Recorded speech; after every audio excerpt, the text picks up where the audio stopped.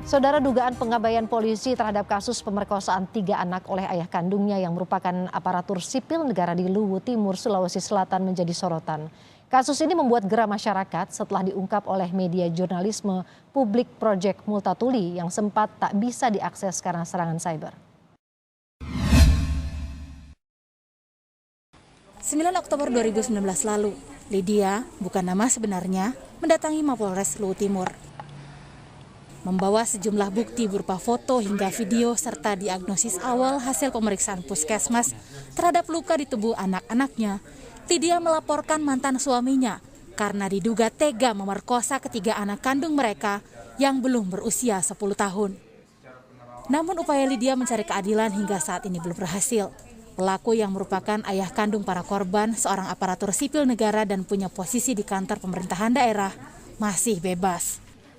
Proses penyelidikan kasus ini diduga kuat penuh manipulasi dan konflik kepentingan.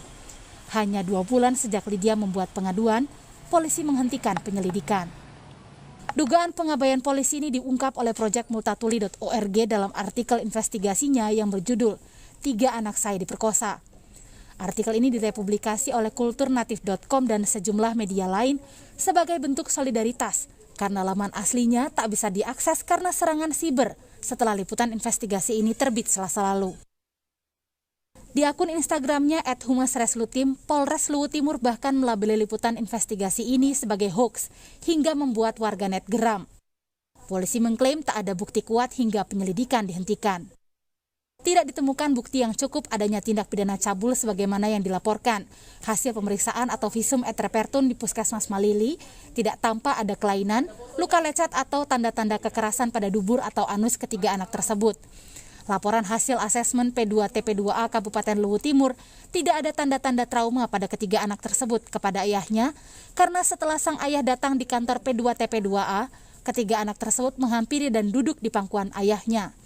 Kata AKBP Sylvester Simamora, Kapolres Luwu Timur, seperti dikutip detik.com.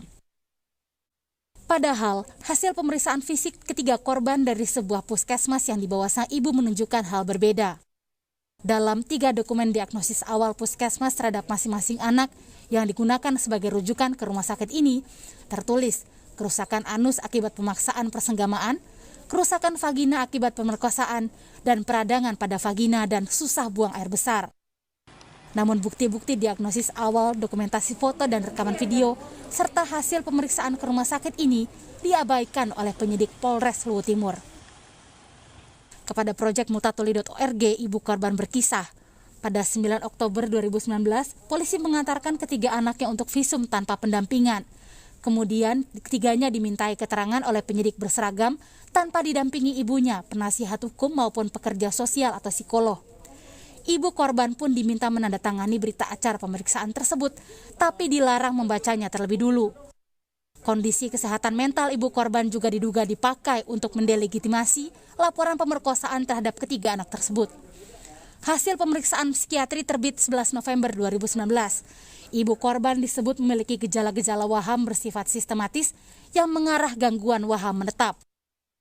Demi mencari keadilan, Desember 2019, ibu korban pun mengadu ke Pusat Pelayanan Terpadu Pemberdayaan Perempuan dan Anak P2TP2A Makassar. Lembaga Bantuan Hukum Makassar pun melihat kejanggalan penanganan kasus ini. Keterangan ini seragam semua dikatakan oleh para anak. Bahkan yang paling kecil bisa memperagakan juga bagaimana itu dilakukan. Mabes Polri kini membuka peluang penyelidikan kasus ini kembali dibuka setelah menjadi viral di media sosial. Tidak cukup bukti, sekali lagi, tidak cukup bukti yang terkait dengan tindak pidana pencabulan tersebut. Oleh karena tidak cukup bukti, maka dikeluarkanlah surat penghentian penyidikan daripada kasus tersebut. Ya. Apabila kita bicara tentang penghentian penyidikan, itu bukan berarti semua sudah final. Ya, apabila memang dalam proses berjalannya ada ditemukan bukti-bukti yang baru, maka tidak menutup kemungkinan penyidikannya akan dibuka kembali.